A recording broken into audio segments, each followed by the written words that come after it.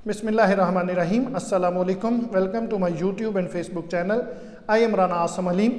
जी, पिछली वीडियो में मैंने जो है वो एलिज़ाबेथन प्रोज उसके कुछ इंपॉर्टेंट राइटर्स का जिक्र किया था। तो आज की इस वीडियो में मैं मज़ीद जो इम्पोर्टेंट राइटर्स हैं इस दौर के उनका जिक्र करने जा रहा हूँ। तो नेक्स्ट जो इम्पोर्टेंट जो है वो राइटर हैं उनका नाम सर फिलिप सिडनी है। 1554 टू 86, 1554 से 1586 तक का इनका जो है वो पीरियड है। तो लिली लाइक जो है वो Sidney also prompted a number of imitators, कि जिस तरह सिडनी के बहुत सारे जो है वो इमिटेटर्स थे, उसको नकल करने वाले थे, इसी तरह बहुत सारे लोगों ने जो है वो सर फिलिप सिडनी को भी जो है वो कॉपी किया और उनको इमिटेट किया। और इनकी जो आर्केडिया थी जो 1590 में उन्होंने लिखी, फर्स्ट जो है वो पेस्टरल जो है वो प्रोज था। पहला जो है वो उनका जो है वो अपना रोमांस था in English prose. Just as Spenser the shepherd's calendar is the first pastoral romance in verse, कि जिस तरह से जो है वो हम देखते हैं कि स्पेंसर की शेपर्ड्स कैलेंडर जो थी वो एक पेस्टरल रोमांस था पोइट्री में, तो इसी तरह से आर्केडिया जो थी वो इनकी खूबसूरत जो है वो तख्लीक थी और ये प्रोज में पहला जो है वो रोमांस था। तो बहरहाल प्रोज में ये बहुत बड़ी और ख़ूबसूरत अचीवमेंट थी और इसको उन्होंने बड़े बेहतरीन अंदाज में जो है वो प्रेजेंट किया। तो आर्केडिया का जो फर्स्ट वर्जन है, जो पहली इसकी वर्जन लिखी उन्होंने, उसको बाद में जो है वो सिडनी ने रिवाइज़ किया और फर्स्ट वर्जन को जो है वो ओल्ड वर्जन ऑफ आर्केडिया भी कहा जाता है।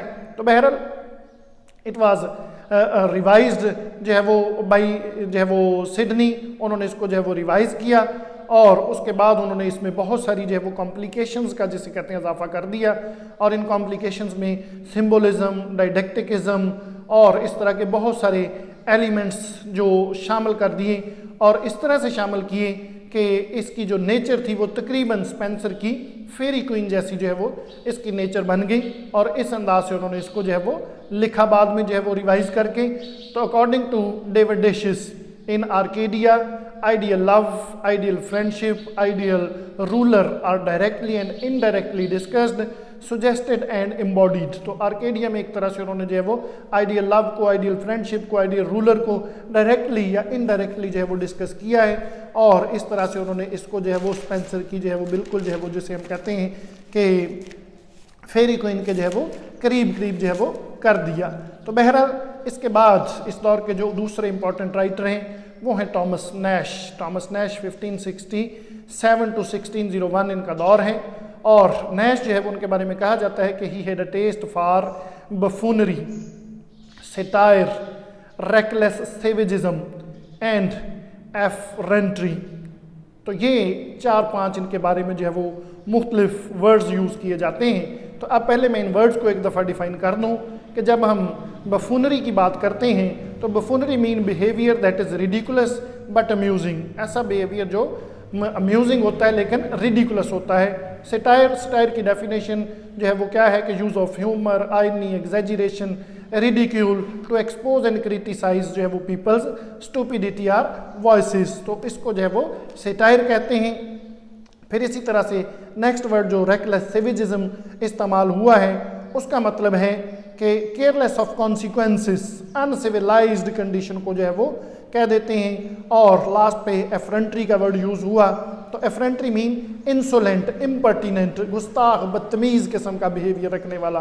तो बहरहाल ये जो है वो टॉमस नैश के बारे में कहा जाता है कि उसकी जो है वो इस तरह का वो राइटर था, लेकिन उन्होंने जो अपना काम लिखा है वो बहुत खूबसूरत है और उन्होंने जो उनके बेस्ट नोन जो है वो वर्क्स हैं उसमें जो है वो पम्फलेट्स हैं और उसने ये कहना भी जो है वो किसी हद तक दुरुस्त होगा कि पहला जो इंग्लिश पिकारेस्क नावल है जिसका नाम जो है वो अनफॉर्चुनेट ट्रैवलर है, तो इसको एक और नाम से भी the life of Jack Wilton के नाम से भी जो है वो पुकारा जाता है।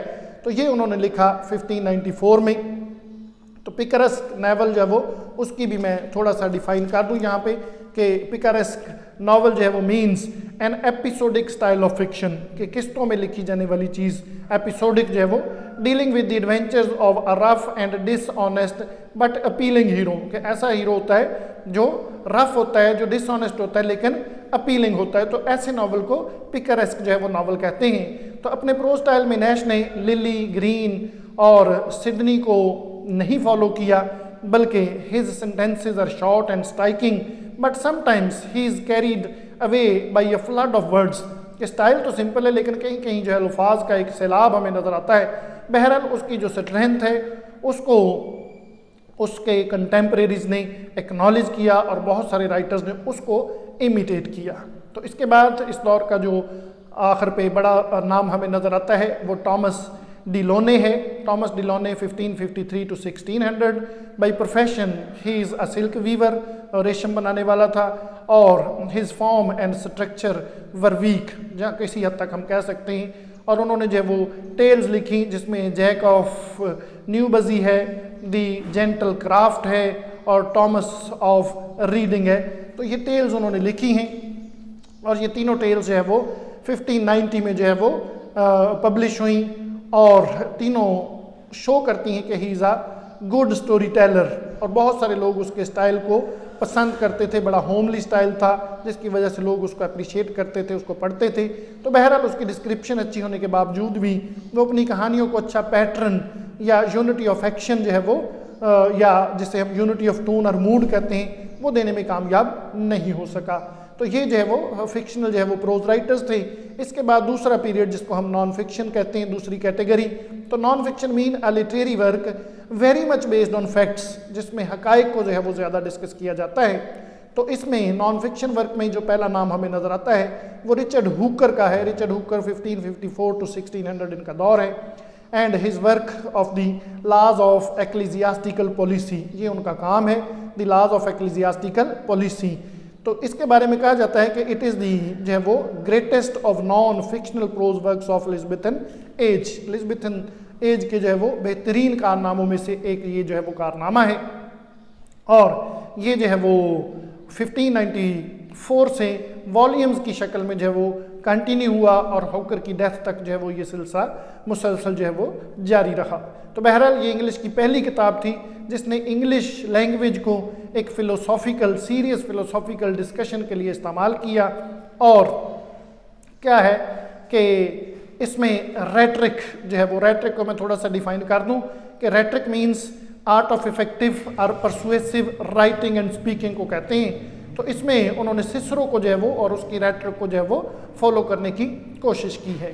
तो इसके बाद जो दूसरा बड़ा नाम है नॉन फिक्शनल प्रोज में वो बेकन का है। लेकिन बेकन के तमाम तर वर्क्स को और उनकी जो है वो लिटरेरी करियर को इस वीडियो में डिस्कस करना जो है वो मुश्किल है। तो Bacon paper point of view से, एग्जामिनेशन पॉइंट ऑफ व्यू से, जो पीपीएससी का एग्ज़ाम होता है, इंटरव्यू होता है, उसके पॉइंट ऑफ व्यू से इम्पॉर्टेंट है। तो उनके ऊपर मैं एक अलग से वीडियो जो है वो बनाऊँगा।